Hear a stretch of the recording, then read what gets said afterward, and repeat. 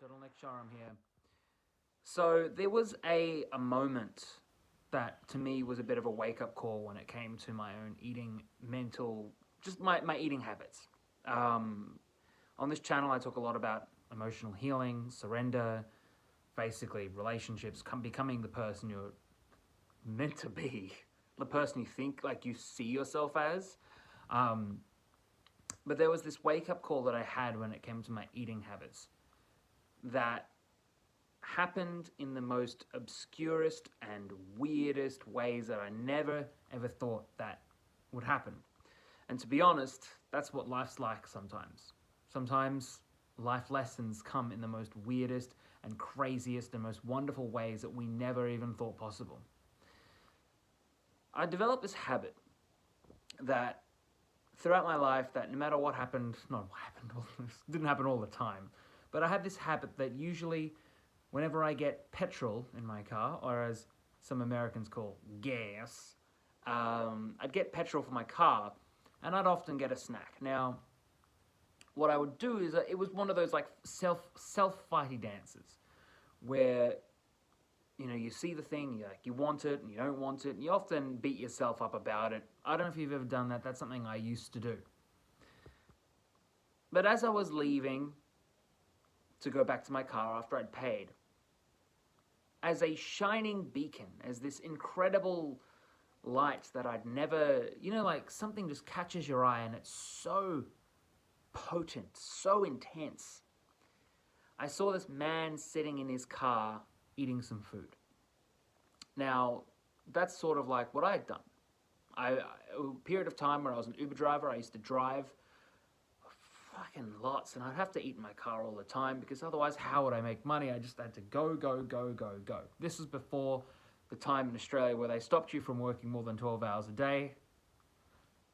The bastards. But I saw this man eating in his car,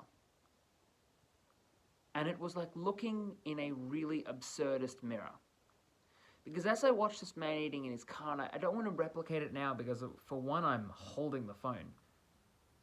But it was like his body was asleep, his mind was asleep, and his mouth wasn't. It was that his desire to eat had a consciousness of its own, and it was eating and eating and eating. And I watched this man for a brief second that just lasted absolute eternity. I watched him smear the food into his mouth as it felt like as I was watching him, it was the only thing keeping him alive. Now, if you've ever had this mirror moment where you see yourself and other people, you would know there's usually two outcomes. You either see yourself and someone else and love the outcome, or you see yourself and someone else and realize, what the fuck am I doing with my life? So this to me was a bit of a wake-up call, and I didn't quite know what that was. Like, when you have those experiences, you know it's profound, just like watching these videos, but you don't know why just yet. So I was there, and I was contemplating, and it just made me realize that it's like these food habits have these deep, unconscious holds on us. These deep unconscious holds. Now, one of my mentors, whenever I've spoken to him in the past, he's often said to me the same thing over and over again.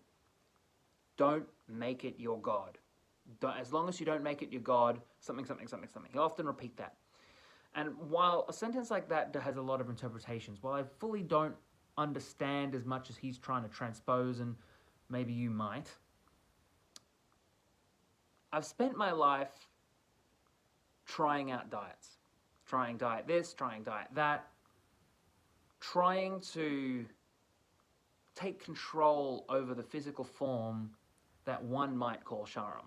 The flesh vessel that keeps all my blood and organs and skin and that my mind and consciousness seems to control. Keeping that body in an idealized self. But what I find interesting is we as humans, what we often do is we look to these things, these diets that the gurus say to us, as saviors. If I do this, then I will get this. If you eat less, you'll get those results. Now, what's good about these things is, for a lot of people, they don't necessarily want to control it themselves. They just want to listen to the advice and do the thing. Listen to the advice and do the thing. Listen to the advice, do the thing. There is absolutely nothing wrong with that. But if you are like me, in many ways, this is a mirror, right? In many ways, this is a mirror between you and I. If you are like me, you probably realize that maybe life's a little bit more complicated than that.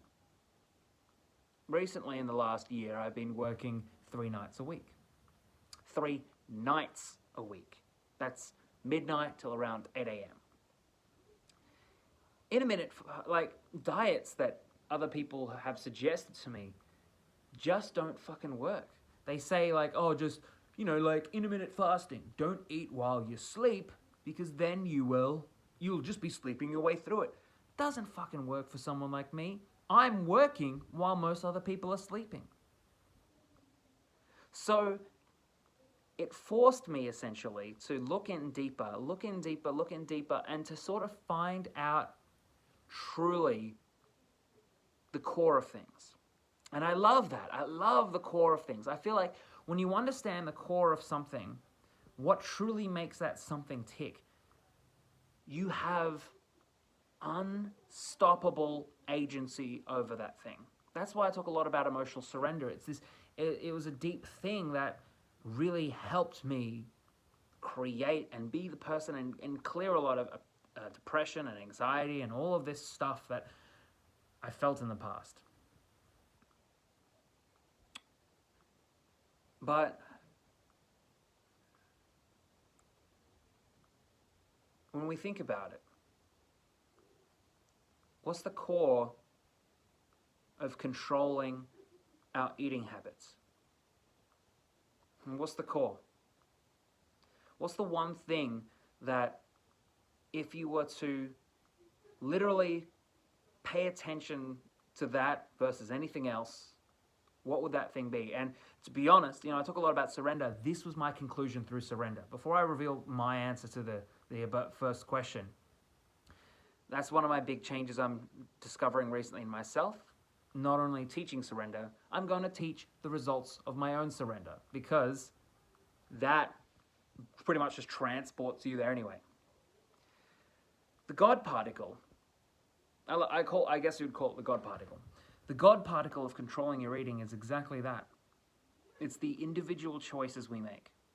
It's our relationship with food. It's our attachments to food. It's observing why and when we eat. It's realizing that if you are that person sitting in that car, smearing food on your face, in your mouth, which there is absolutely nothing wrong with, to observe that, to look at that, dare I say, to surrender to that, and to discover deeply, truly, fully, wholly why that is. And once you discover why, we have that mirror moment. We have that wake-up call. We can look truly deep inside and say, hey, I was eating because I am fucking lonely. And then you can say, is loneliness why I want to eat? Or is sadness why I want to eat? Then you gain a choice, then you gain control. The same fucking thing happens in relationships. The same fucking thing happens in how we interact with every goddamn thing on this planet. It's to look at what the fuck is going on inside of us, to witness it fully, wholly, to surrender, to love, to forgive ourselves for all our past mistakes, to understand why we do something, and then to ask ourselves so fast that it's not even a conscious thought, is this what I want? Does this serve me? Sometimes the answer is yes. sometimes the answer is no. I'm going to leave that choice up to you. Thank you so much for watching. As always, I'm pretty excited to get, what do you call it? I've had very little sleep, so I'm a bit, like I'm functioning, but I'm taking a bit of a rest day. Like, I'm just letting myself be offline today. But the course I'm producing is called, what's it called again? I'll just bring it up on my computer. Unlock Your Desire. Unlock Your Desire. That's allowing, and read the outcomes. Discover deep desire that lay dormant within you. Accept yourself for who you really are and what you want out of life, and learn to walk your own path confidently and make peace with your darker side. So it's an online course that I'm producing. I think it's going to be like a 6-week course. It's going to be fairly cheap. It'll be like, I think, $60 US. So like, what's that, like $10 a fucking week? A literally led through process of surrender around the concept of unlocking your desires, accepting, deep acceptance, so you don't have to apologize for what you're feeling if you are. But here's the one thing that I want to share about that.